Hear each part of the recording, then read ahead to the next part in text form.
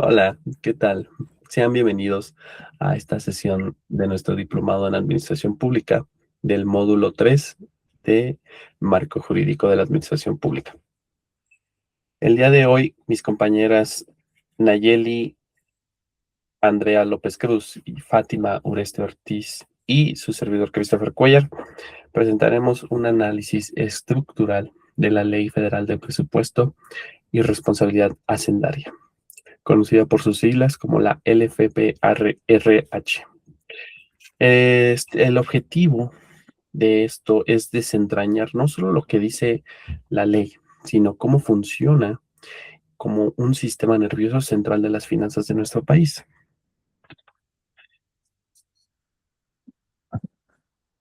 Bueno, para lograr este análisis hemos realizado una estructura de nuestra presentación basada en 5 bloques grandes.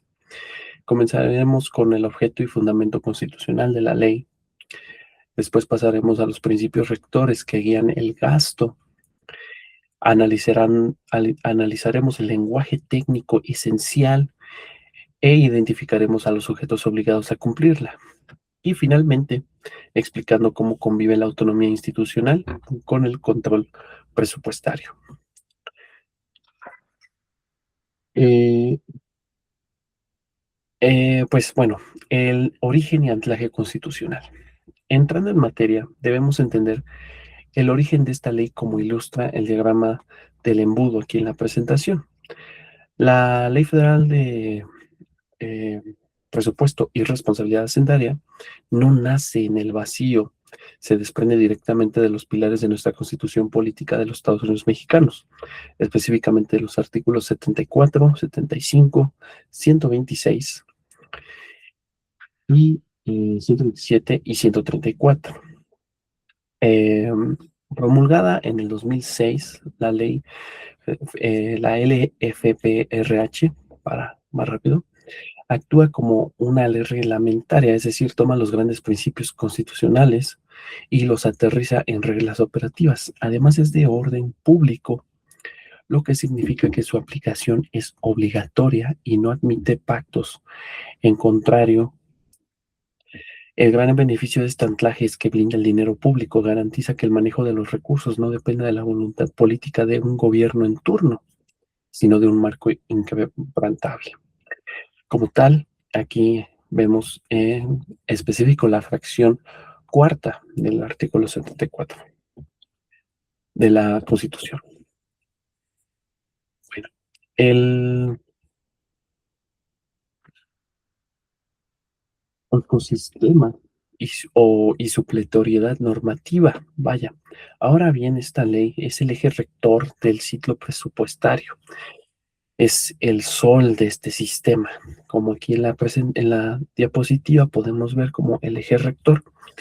Sin embargo, el administrativo es complejo y a veces la ley presenta vacíos. Es aquí donde entra la supletoriedad normativa. Como vemos en los círculos concéntricos de que están por acá, em, la ley se apoya y coordina con el Código Fiscal, a su vez, de la Federación y de la Ley Federal de Procedimiento Administrativo. Esto crea un ecosistema coherente que garantiza algo fundamental para la administración pública, que la operación del Estado jamás se paralice por la falta de una regla específica. Continuemos. Ahora bien, el alcance integral de esta ley, pues bueno, es un ciclo de vida completo del recurso público. Aquí representado a través de esta línea, eh, se divide en 6 fases secuenciales. La número 1, que es la programación; la número 2, presupuestación; 3, aprobación; 4, ejercicio; 5, control; y 6, evaluación. El beneficio directo para la administración es la estandarización. Todas las instituciones públicas, sin importar su tamaño, deben planear, gastar y rendir cuentas bajo este mismo protocolo único y predecible. En los principios Está también de la Administración de los Recursos Públicos Federales, está también la brújula del gasto público, referente al artículo 1 de la Ley Federal de Principios y Responsabilidad Hacendaria, que establece, hablamos de 10 principios interconectados, como vienen aquí. La legalidad, honestidad, eficiencia, eficacia, economía, racionalidad, austeridad, transparencia, control y rendición de cuentas, a los que hoy se suma la equidad de género.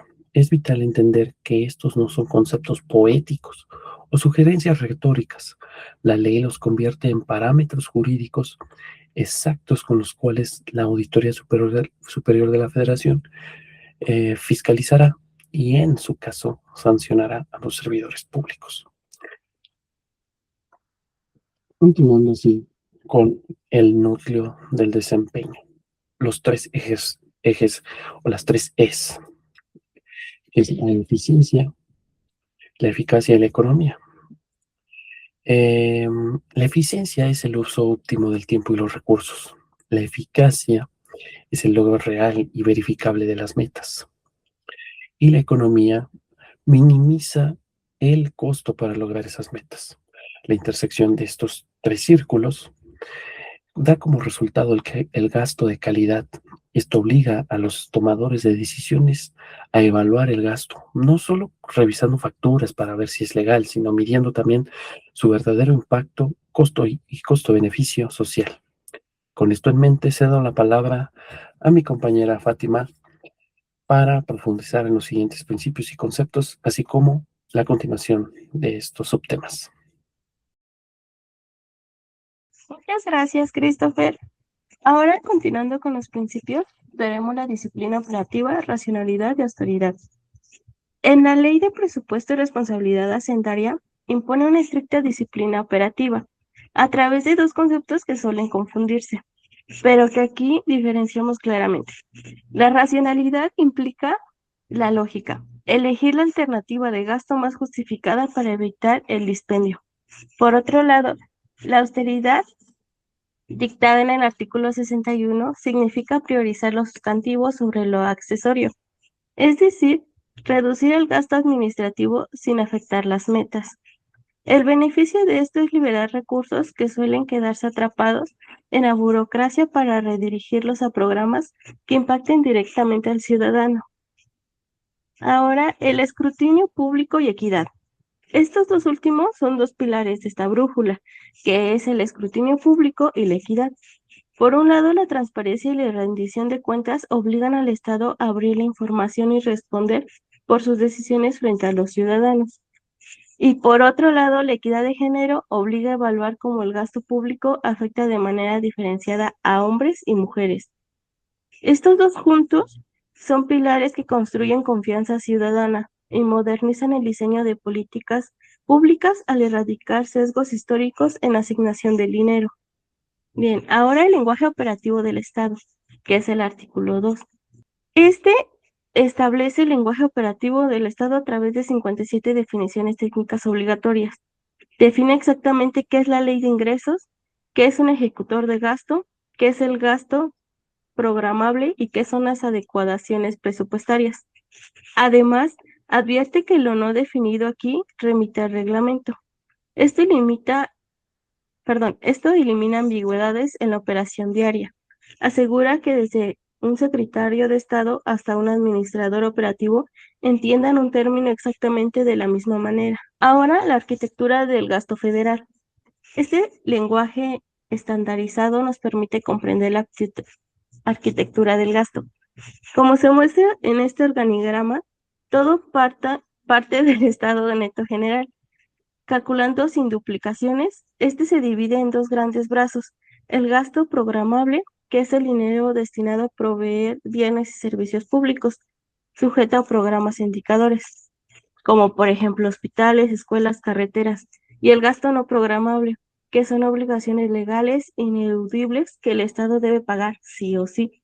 Igual, por ejemplo, el pago de la deuda pública o las participaciones a los estados. Y separar esto es vital porque nos permite evaluar al gobierno únicamente sobre el gasto en el que realmente tienen margen de maniobra. Por ahora, los instrumentos maestros. Toda esta arquitectura se sostiene en dos instrumentos maestros representados en esta balanza. De un lado tenemos la ley de ingresos, que es el pronóstico normativo de cuánto dinero recaudará el Estado y de dónde saldrá. Y del otro lado el presupuesto de egresos de la Federación, PF, que es el mandato detallado de que en qué y quién gastará esos recursos. La LFPRH articula estos instrumentos de manera vinculante. No se puede gastar lo que no se tiene proyectado ingresar, previniendo así el déficit descontrolado y el desorden fiscal. Ahora, el núcleo de la responsabilidad hacendaria. Justamente esta articulación nos lleva al núcleo del mismo nombre de la ley, la responsabilidad hacendaria. Como vemos en este engranaje blindado, se compone de tres elementos inseparables: un equilibrio presupuestario riguroso, una disciplina fiscal pensada a largo plazo y el cumplimiento absoluto de las metas que aprobó el Congreso. La genialidad de la LFPRH es que transforma la prudencia financiera, que antes era solo una buena recomendación económica, pero ahora en un protocolo jurídico obligatorio que protege la viabilidad financiera de la nación. Ahora, este es el mapa de los ejecutores de gasto. Para que aquí termine mi participación, pasaremos al artículo 4, que aborda quién gasta el dinero. En la ley se crea un mapa de ejecutores, definiéndoles como aquellos que efectivamente erogan recursos y rinden cuentas. Estos son el Poder Ejecutivo, el Poder Legislativo y el Poder Judicial. También intervienen los entes o tribunales autónomos. Esto clarifica el universo de actores regulados, garantizando que ni un solo peso federal quede fuera del escrutinio de esta ley. Ahora mi compañera Nayeli detallará cómo se clasifican y operan estos ejecutores. Muchas gracias, Fátima. Ahora que sabemos quiénes son los poderes que gastan, la ley los clasifica en estos ejecutores institucionales en tres categorías precisas, que son las dependencias, las entidades y los entes autónomos. En las primeras, que son las dependencias, tenemos a las secretarías del Estado y a los órganos desconcentrados. En el segundo, que son las entidades, tenemos los organismos descentralizados y las empresas paraestatales. Finalmente, vamos con la de los entes autónomos, que tenemos a personas físicas con autonomía constitucional. Esta clasificación no es solo como en papel un mero trámite, sino que permite a la ley aplicar reglas presupuestarias diferenciadas según el nivel de control y naturaleza jurídica de cada órgano. Aquí vemos una imagen de un engranaje que, bueno, independientemente de su clasificación, la Ley Federal de Presupuesto y Responsabilidad Hacendaria exige que cada ejecutor cuente con una especie de motor interno, que son sus propias unidades de administración. Como se observa en la misma cadena, estas unidades son las encargadas directas de 5 principales actividades, que son planear, evaluar, programar, controlar y presupuestar al interior de cada institución. Esto nos otorga un enorme beneficio a la administración pública, pues descentraliza de alguna manera la carga operativa. La Secretaría de Hacienda no tiene que hacer el presupuesto de cada hospital, de cada escuela, sino que las mismas unidades de administración lo hacen y sirven como un puente directo y especializado como para la comunicación con la misma Hacienda. Sin embargo, esto de descentralizar como las actividades con cada dependencia no significa desorden. El artículo 6 de la misma Ley Federal de Presupuesto y Responsabilidad Hacendaria establece claramente que la Rectoría del Ejecutivo Federal, la Secretaría de Hacienda y Crédito Público, actúa como una especie de nodo central para todas estas dependencias y entidades. Hacienda tiene a su cargo de manera exclusiva la normativa para programar, presupuestar, evaluar y controlar el gasto de estos órganos. Y esto asegura de alguna manera que el país mantenga una dirección controlada y unificada, evitando así que la Secretaría diseñe, que cada Secretaría, cada Estado, diseñe políticas de gasto pues aisladas, contradictorias con lo que estamos llevando, entonces de esta manera se unifican. Llegamos a uno de los temas más delicados y fascinantes de esta ley, ¿Qué es el equilibrio de competencias? Pues la Ley Federal de Presupuesto y Responsabilidad Hacendaria reconoce 3 niveles de autonomía presupuestaria. Estos son la máxima autonomía, la autonomía intermedia y la autonomía legal acotada, como podemos ver en el gráfico.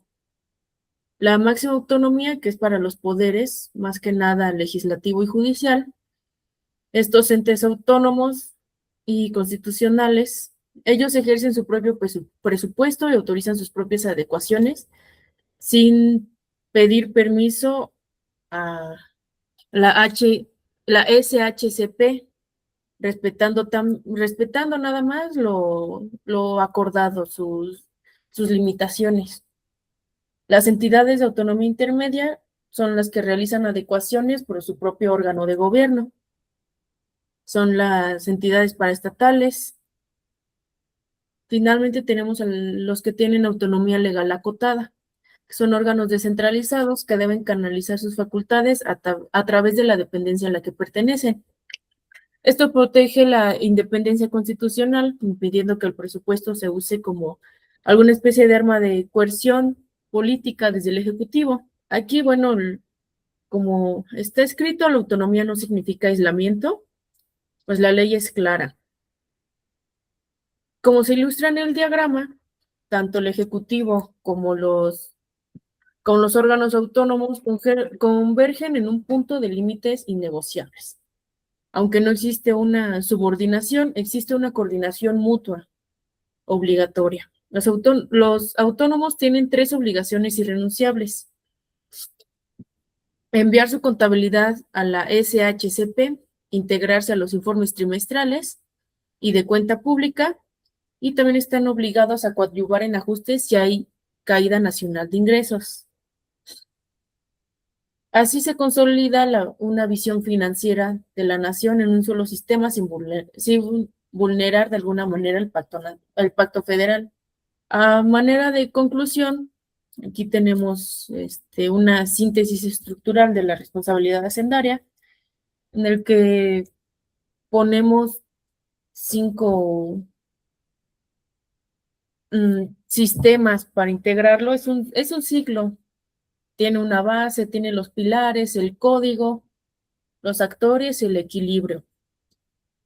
Tiene la base, que es la Constitución, se rige por pilares, que son nuestros principios, opera mediante un código, se ejecuta a través de actores y se mantiene el equilibrio, respetando competencias y autonomías.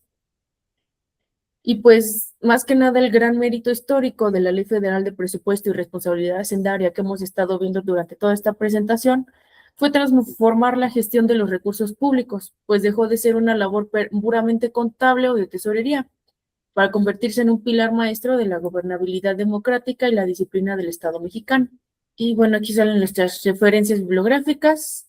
Todo este análisis es sustentado con la Constitución Política, el texto vigente de la Ley Federal de Presupuesto y Responsabilidad Hacendaria y demás leyes. Gracias por su atención.